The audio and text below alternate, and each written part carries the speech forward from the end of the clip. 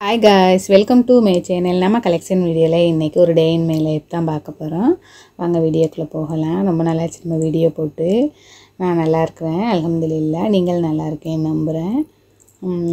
குடும்பத்துல சில பிரச்சனைகள் அதனால வீடியோஸ் போட முடியல. நல்லா இனிமே அந்த மாதிரி பிரச்சனை எல்லாத்தையும் நல்லபடியா வைக்கணும்.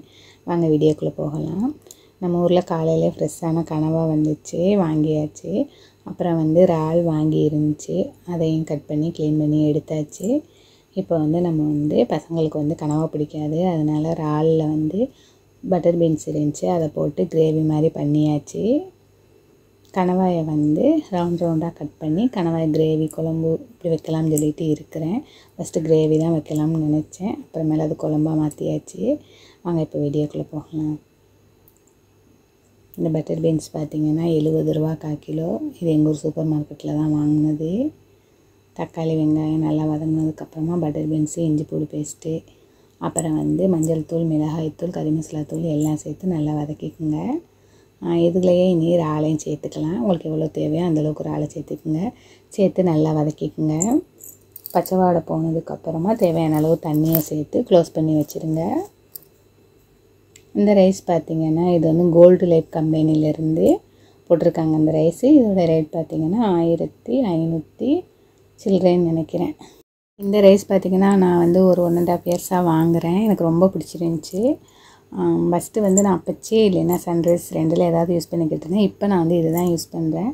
இதில் அடிக்கடி ஒரு ஆஃபர் போடுவாங்க. எப்படின்னு பார்த்திங்கன்னா இந்த தீபாவளி சமயத்தில், அப்புறம் பொங்கல் இந்த மாதிரி சமயத்தில் நம்ம ஒரு அரிசி மூடை தூக்கணும்னா 1 லிட்டர் சன்ஃப்ளவர் ஆயில் ஃப்ரீயாக கொடுப்பாங்க. அந்த நேரத்தில் ரேட் கொஞ்சம் அதிகமாக தான் இருக்கும், 1500 சில்லறையில் இருக்கும்.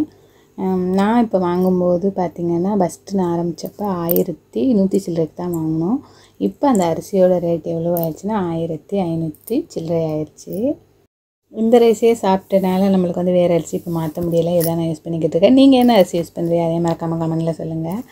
நெக்ஸ்ட்டு நம்ம கனவாயை தாளிச்சிடலாம்னு சொல்லிட்டு தக்காளி வெங்காயம், காய்ந்த மிளகாய், காய்ந்த வத்தல்னு சொல்லுவீங்கல்ல அந்த மிளகாய், அப்புறம் கருவேப்பிலை சேர்த்து தேவையான அளவு இஞ்சி பூண்டு சேர்த்து நல்லா வதக்கிக்குங்க. இது நல்லா வதங்கினதுக்கப்புறமா நம்ம கட் பண்ணி வச்சுருக்க கனவாயும் இதில் சேர்த்துக்கலாம். நான் இது காஞ்ச மிளகாய் மட்டும் போட்டு தக்காளி வெங்காயம் போட்டு இஞ்சி பூண்டு பேஸ்ட்டு எல்லாம் போட்டதோட கனவாயை சேர்த்து வதக்குவோம். ரொம்ப டேஸ்ட்டாக இருக்கும். ஆனால் அது குழம்பு மாதிரி வைக்க முடியாது, கிரேவி மாதிரி தான் பண்ண முடியும். இது இப்போ நம்ம கறி மசாலா தூள் சேர்த்து பண்ணியிருக்கிறோம், அதனால் இது குழம்பு தான். ஒரு 4-5 சுருள் நல்லா வெந்ததுக்கப்புறமா தேவையான அளவு தண்ணி சேர்த்து உப்பு சேர்த்து விசிலில் போட்டு க்ளோஸ் பண்ணி வச்சுருங்க. ஏன்னா நம்ம விசிலில் போடுறதுனால அதிகமாக தண்ணி தேவைப்படாது. கொஞ்சமாக தேவையான அளவு கனவா வேகிற அளவுக்கு தேவையான அளவு வச்சு நம்ம விசிலில் போட்டுடலாம். ஒரு 5-6 விசில் வச்சா தான் அந்த கனவா வேகும். இது கொஞ்சம் பெரிய கனவானால 1/2 கிலோவுக்கு 4 பீஸ் தான் நின்றுச்சு.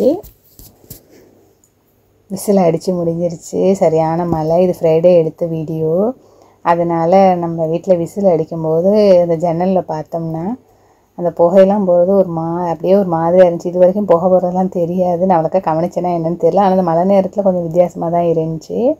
நல்ல மழை டைமில் இப்படி சுட சுட சமைச்சு சாப்பிட்றதுன்னா எனக்கு ரொம்ப பிடிக்கும். பழைய மீன் குழம்பு இருந்துச்சு, அதையும் நல்லா கருக சுட வச்சாச்சு.